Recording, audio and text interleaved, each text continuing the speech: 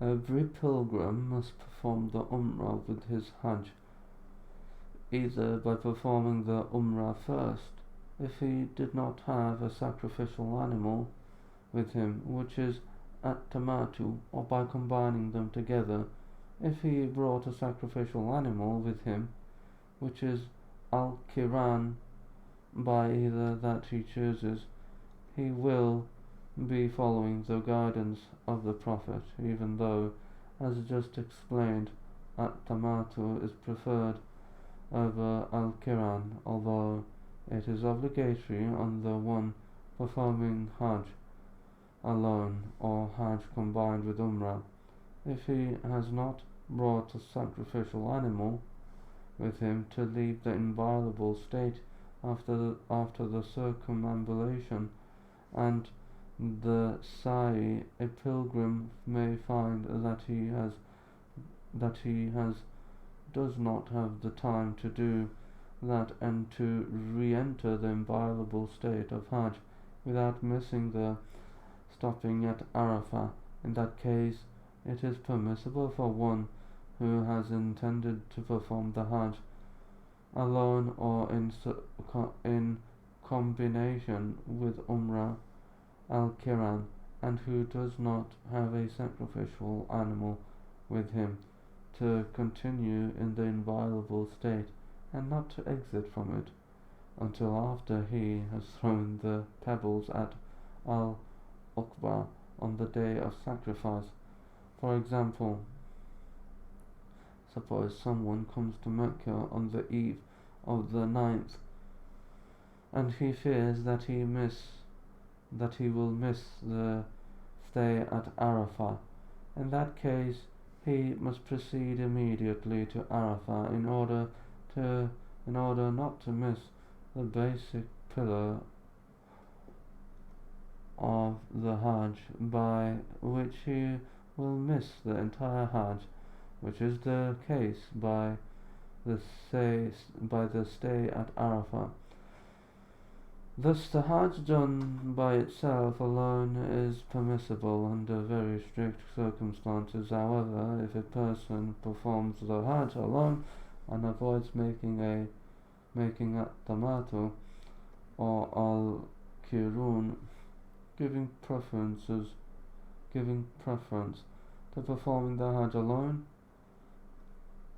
then he is sinful, base, because he has not responded properly to the command of the Prophet when he ordered his companions to change their Hajj into an Umrah to be performed first, followed by the Hajj. However, his Hajj will still be sound. Permissibility of making the intention conditional upon not becoming ill or something of this nature. Said the Messenger of Allah came to Dubba and said to her, "Perhaps you have desire to make Hajj." She replied, "By Allah, but I do feel sick." So the Prophet told her, "Make the Hajj, but lay down a condition by saying, 'O Allah, I will finish my inviolable state wherever you refrain me from going further.' If someone lays down such a condition, then if disease, an enemy, or any other causes prevents him from going further, he leaves the inviolable state of pilgrimage, and he does not have to sacrifice an animal as a penalty. However, if someone does not make such a condition and is unable to continue for some reason, he must sacrifice an animal, as Allah has said. But if you are prevented from completing the rites, sacrifice an animal such as you can afford. The sacrificial animal must be a camel, cow, or sheep.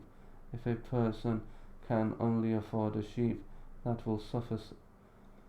A camel or a cow would be preferred, as expiation. If a person cannot afford to sacrifice an animal, he should fast 10 days, analogues to the case of the one who made at tamatu but was not able to get a sacrificial animal. Take your pilgrimage rites from me, the Hajj of the Prophet. Muslim recorded on the authority of Jafar ibn Muhammad from his father, who narrated, we went to Jabir ibn Abdullah, and he began inquiring about the people until it was my turn. I said, I am Muhammad ibn Hussein. He placed his hand upon my head, opened by upper, bottom, and lower one, and placed his palm on my chest to bless me. During those days I was a young boy. He said, welcome, my nephew. Ask whatever you want to ask.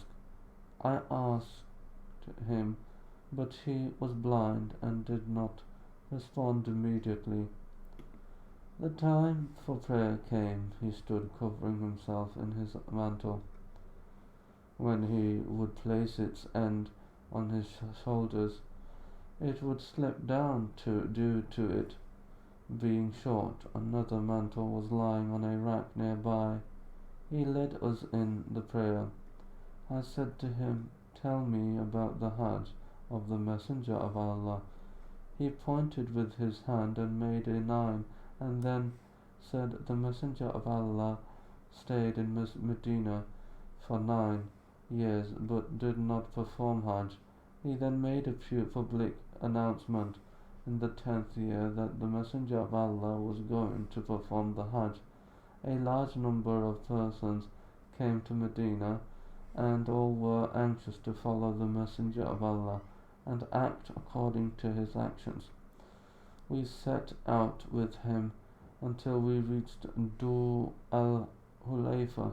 Asma, the daughter of Umays, gave birth then to Muhammad ibn Abu Bakr. She sent a message to the Messenger of Allah asking him as to what she should do. The Prophet said, take a bath, bandage your private parts, and enter into the inviolable state. The Messenger of Allah prayed in the mosque and then mounted his she-camel. The camel stood tall, and the Prophet was on its back at Al-Bayda. As far as I could see, in front of me, behind me, to the right and to the left, there nothing but people riding or walking. The Messenger of Allah was prominent among us, and the Quran was being revealed to him. It is the Prophet who knows its meaning. Whatever he did, we also did. He pronounced Allah's oneness, saying, at your service, O Allah, at your service, at your service. You have no partner. To you belongs the praise, the grace, and the dominion. You have no partner. The people also pronounce this expression known as Tawbiyah.